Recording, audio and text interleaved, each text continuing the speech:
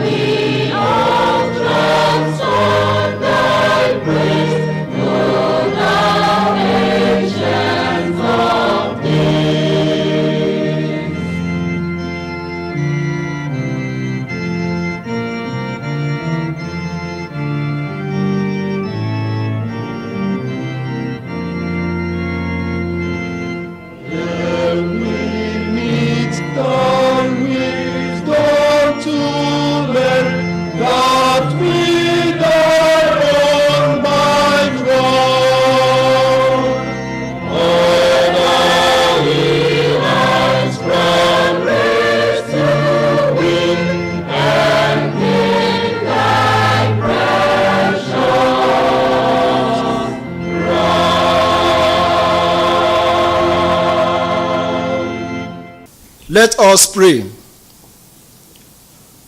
O gracious and most loving Father, the God of gods and Lord of lords, whose holy name is Jehovah, we thank thee immensely for thy goodness upon us, thy children, and for affording us yet another opportunity to preach thy word to thy sheep.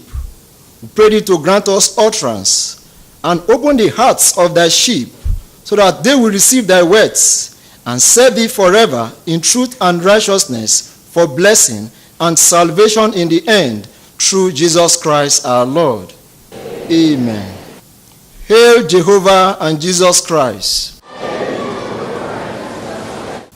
We give glory, honor, and profound thanks to the Almighty God, through Jesus Christ, his only begotten Son, for keeping us till this day and for helping us to come your way once again with the message of salvation. Like St. Paul of Bible fame, who declared, "And I thank Christ Jesus our Lord, who hath enabled me, for that he counted me faithful, putting me into the ministry." I give glory to the Almighty God for making me to be a member of his ministry and to bring to you today's message of salvation. We have an interesting sermon to preach today. It is captioned, Repentance. The word repentance, as used in the Holy Bible, is translated from various Hebrew and Greek words, which means a complete change of heart from evil to good by a person who hears and gladly receives the word of God, the truth, and is also moved and guided by the Spirit of God to refrain from a life of sin, disobedience, and rebellion. The person feels sorrowful or ashamed over his or her past life, but there is joy that all the sins committed have been forgiven by the Almighty God. And so, the new life of that person is marked with works of faith, love, and righteousness. Repentance also implies feeling deeply sorrowful for an ungodly act yet to be committed or already committed. It is evident that the person must of necessity realize the wrongness of the act and is convinced of it. Then there must also be a rejection of the sinful acts with a firm determination never to commit such acts again by the grace of God. Therefore, repentance brings God's forgiveness. It also leads to a fundamental change in a person's relationship with the Almighty God. Apart from that, it brings God's favor, blessing, and salvation. Before we talk of repentance, there must be sin or wrongdoing.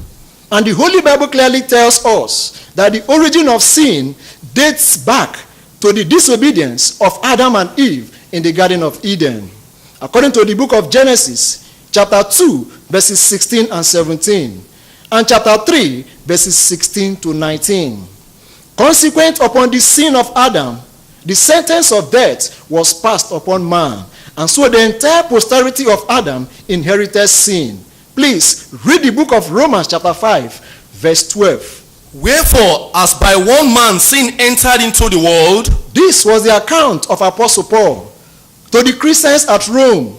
Wherefore, as by one man sin entered into the world, yes, and death by sin, and death came into the world as a result of sin. Read on, please. and so death passed upon all men, And so death passed upon all men. Continue to read, please. for that all have sinned. For that all have sinned.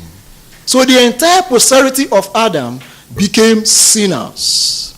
Yes, King David declared, I was born in iniquity, and in sin did my mother conceive me.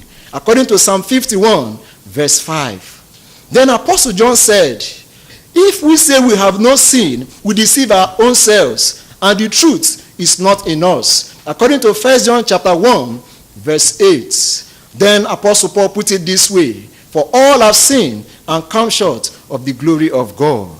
So this sinful nature of man makes man to commit various acts of sin and wickedness, like spiritism, voodoo practice, hypnotism, witchcraft, adultery, fornication, covetousness, lasciviousness, envy, wrath, hatred, murder, homosexuality and lesbianism, seditions, heresies, just to mention but these. And going by God's justice, we deserve divine punishment. Apostle Paul said so, that the wages of sin is death, but the gift of God is eternal life through Jesus Christ. According to Romans chapter 6, verse 23. But the Almighty God that we serve, a kind God, a merciful God, he has not dealt with us according to our sins. David the psalmist declared in Psalm 130, verses 3 and 4, for if thou, Lord, shouldest mark iniquity, who shall stand? But there is forgiveness with thee, that thou mayest be feared. Then Apostle Peter said in the book of 2 Peter chapter 3, verse 9, that the Lord is not slack concerning his promise, as some men count slackness, but he is patient to usward, not willing that any of us should die or perish, but that all should come to repentance. So the Almighty God is beckoning on all to turn to him so that they will receive his forgiveness, favor, blessing, and salvation. Please read the book of Ezekiel, chapter 18, verses 30 to 32. Let's hear the words of the prophet Ezekiel under divine inspiration. Therefore I will judge you, O house of Israel. Therefore I will judge you, O house of Israel. Read on. Everyone according to his ways, said the Lord God. God has said that he will judge everyone according to his ways. Yes. Repent and turn yourself from all your transgressions. So God is calling on all who have gone away from his ways to repent and turn back to him. Yes. So iniquity shall not be your ruin. So iniquity shall not be your ruin. Because sin or iniquity brings ruin to people. Read on, please. Cast away from you all your transgressions. Then God said, cast away from you all your transgressions. Read on, please. Whereby ye have transgressed. Which you have committed. Yes. And make you a new heart and a new spirit. And make you a new heart and a new spirit. Yes. For why will you die, O house of Israel? Then God lamented, for why will you die as a result of sin, O house of Israel? Conclude, please. For I have no pleasure in the death of him that dieth. For I have no pleasure in the death of him that dieth. Read on. Saith the Lord God. Saith the Lord God. Wherefore, turn yourself and live ye. Turn yourselves, repent and live, said the Almighty God. So the seriousness or the gravity of one's sin is not a bar to God's pardoning mercies. God spoke to the prophet Isaiah, wash you, make you clean.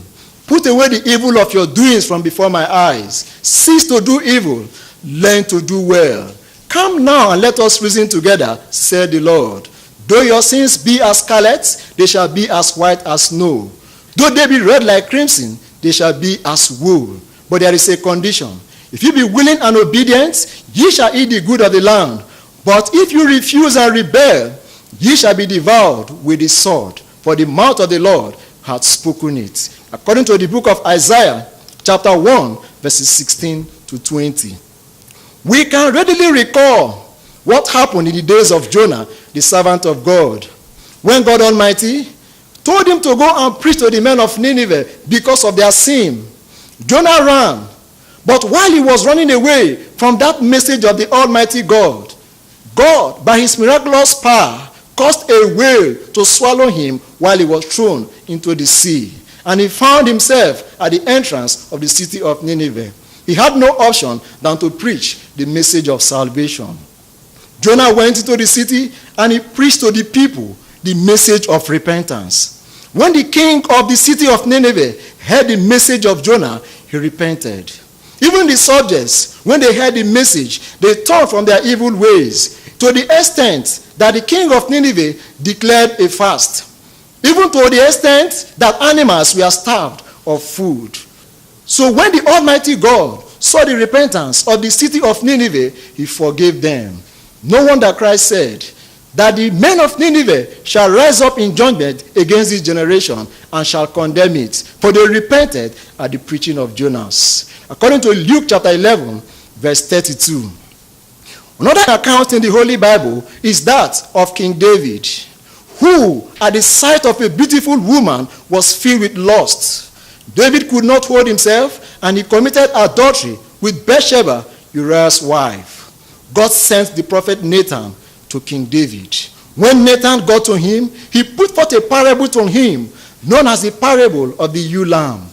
Nathan the prophet told him that there was in a city a certain rich man and another poor man.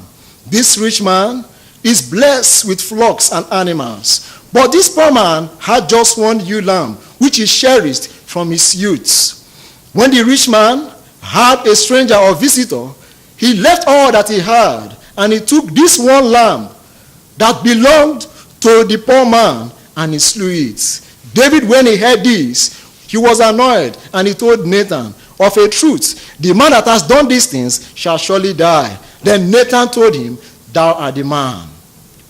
When David heard the words of Nathan, he was sorrowful. He became sorry for his iniquities. Please, read 2 Samuel chapter 12, verse 13. And David said unto Nathan. And David said unto Nathan, yes. I have sinned against the Lord. I have sinned against the Lord. David did not justify himself, though he was the king. He brought himself low, and he apologized and begged God for forgiveness. He said, I have sinned before the Lord, yes. And Nathan said unto David. Then Nathan told David, being a prophet of God, yes. The Lord also had put away thy sin. The Lord also had put away thy sins. So the Almighty God forgave David. Though there were a number of things that God told David that will come to pass, and those things actually came to pass. But the point is, God Almighty showed his forgiveness on David. The Bible calls him a man after God's heart. This story of David is not a license for anybody to go and commit the same act and say, after all, God forgave David, God will forgive me. God will not forgive such persons, because God sees the hearts or the motive of man. It was Jeremiah the prophet who said that the heart is deceitful and desperately wicked. Who can know it? Then God said, I, the Lord, search the hearts. I try the reins, even to give to every man according to the fruit of his doings. Let us now go to the New Testament to recall the parable of the prodigal son as narrated by Jesus Christ in the book of Luke, chapter 15, verses 10 to 32. But read only verses 20 and 21. After the prodigal son had wasted his life, when he realized himself, he came back to his father and he pleaded for forgiveness. Please read. And he rose and came to his father. And he rose and came to his father, yes. But when he was yet a great way off, But while he was yet a great way off, read on. his father saw him The father saw him. and had compassion. The father was moved with compassion. The father felt sorry for him, yes. And ran And he ran. and fell on his neck He fell on his neck and kissed him. and he kissed him. And the son said unto him, He embraced him. He gave him that welcome and gave him the opportunity to plead for mercy and forgiveness. What did the son say? Father, Father, I have sinned against heaven you read on. and in thy sight. The son said unto the father, Father, I have sinned against heaven and against thee. Yes. I'm no more worthy to be called thy son. I'm not even worthy or qualified to be called thy son. Yes. But the father said to his servants, Then the father said to his servants to make a feast to receive their son who was lost. No wonder it is said in the Bible that there is great joy in the heavens when a sinner repents of his sins. So, the message of repentance is one that brings God's forgiveness and favor to the people of God. If you read the Bible carefully, in the days of John the Baptist, he spoke of repentance.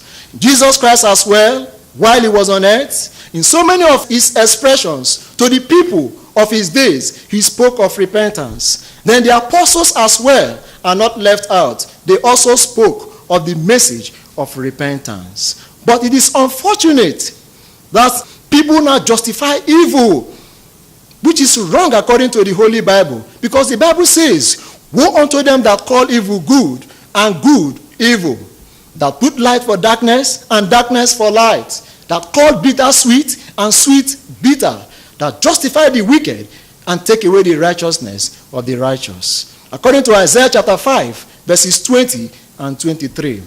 Inasmuch as we are prone to sin, because of our sinful or frail nature, let us not be chronic wrongdoers or sinners, committing one sin over and over without remorse, making light of God's patience, long-suffering, and pardoning mercies. King Solomon said, there is a way that seemeth right unto a man, but the end thereof are the ways of death. According to Proverbs chapter 14, verse 12. Then some people, after repenting from their sin, because of temptation, because of pressures and influences, they turn again and go back to commit such sinful acts again.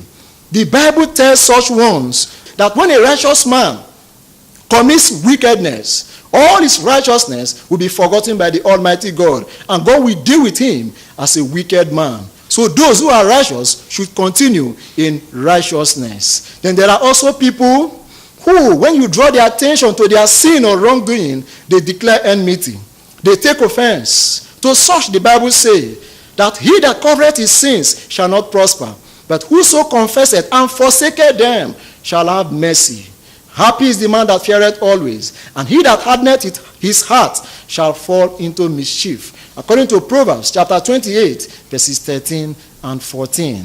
So those who wallow in sin should repent of their sins.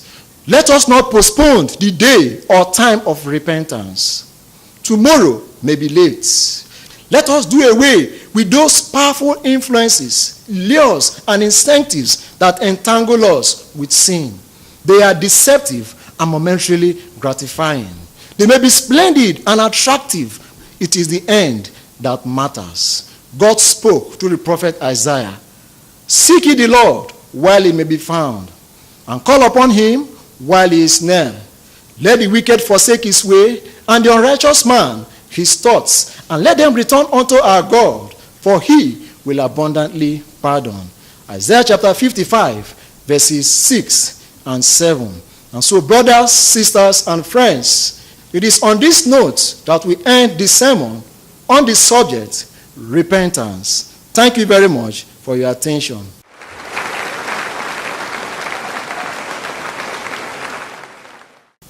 We have spoken to you on the sermon, repentance. It behoves all worshippers of God to turn to God, repent of their evil ways. It was God Almighty who spoke in the book of 2 Chronicles chapter 7, verse 14. If my people who are called by my name will humble themselves and pray and seek my face and turn from all their wicked ways, then I will hear from heaven. I will forgive their sins and I will heal their land. So repentance brings God's forgiveness, favor, blessing, and salvation. Thank you very much. Let us rise to say the closing prayer. Let us pray. We thank thee, O gracious and most loving Father, for helping us throughout this service where we have preached thy message of salvation to thy sheep. We pray thee to help us to continue to keep thy words for our own blessing and salvation to the glory and praise of thy holy name through Jesus Christ our Lord. Amen. Hail Jehovah and Jesus Christ.